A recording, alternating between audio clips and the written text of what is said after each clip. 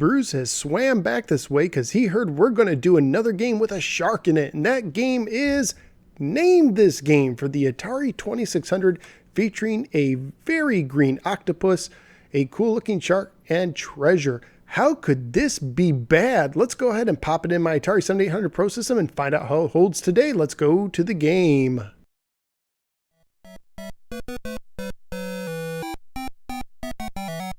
Name This Game was published by US Games and carries a copyright year of 1982.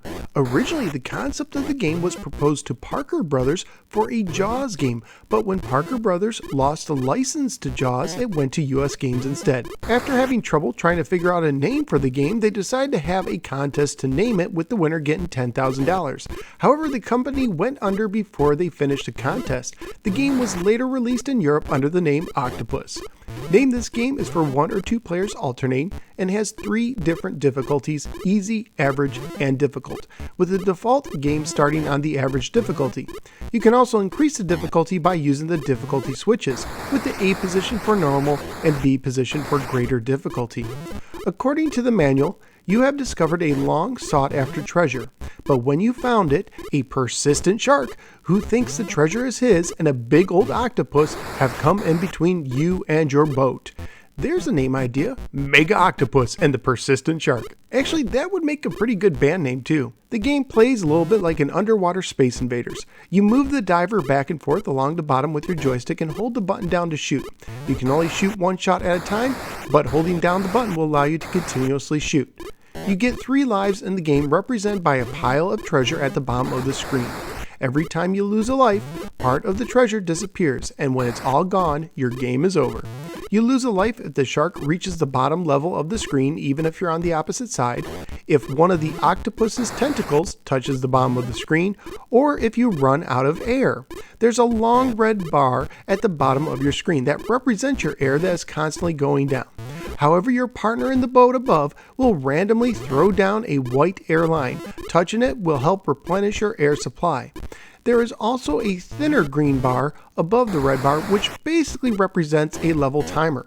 When it fully depletes, you go to the next level with increased difficulty as both the shark and tentacles move faster. Point-wise, you get 50 points for hitting a tentacle, anywhere from 10 to 100 points for hitting the shark depending how deep he is, and 10 points per unit of air you get from the hose after your tank is full. Graphically speaking, I actually thought the game looked pretty good.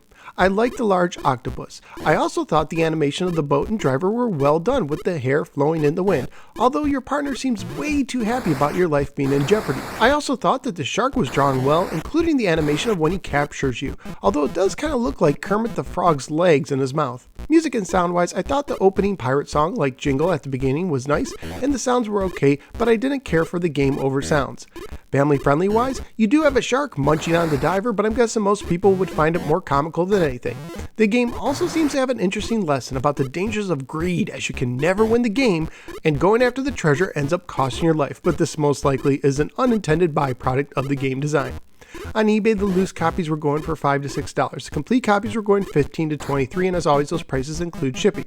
So what did I think of Mega Octopus and the Persistent Shark? I actually enjoyed it more than I thought I would, and more than most reviewers think.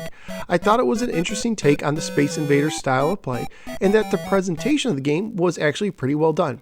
It controlled well, it had some interesting wrinkles with the combination of the shark and octopus and air tank, and a good level of challenge in the normal mode. It's not great, but it did provide some solid gameplay. So where am I going to rank Mega Octopus and the Persistent Shark? Well, let's see. I do think that both Mega Mania and Threshold did a little better job with similar gameplay at 22 and 23, but I did enjoy this game a little bit more than summer games at 24. So I'm going to make Mega Octopus and the Persistent Shark my new number 24 game for the Atari 2600.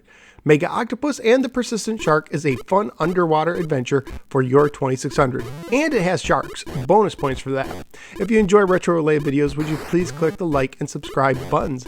I'm also a member of the Retro Junkies Network. You can find more retro podcasts and videos at theretrojunkies.com. Thank you for giving me a little part of your day. I look forward to seeing you next time on the next episode of the Notes for a Gamer. Take care and be careful when searching for treasure.